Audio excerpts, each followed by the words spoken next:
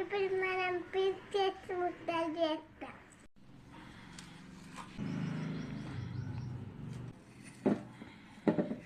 ఇందులో చికెన్ వేస్తాం.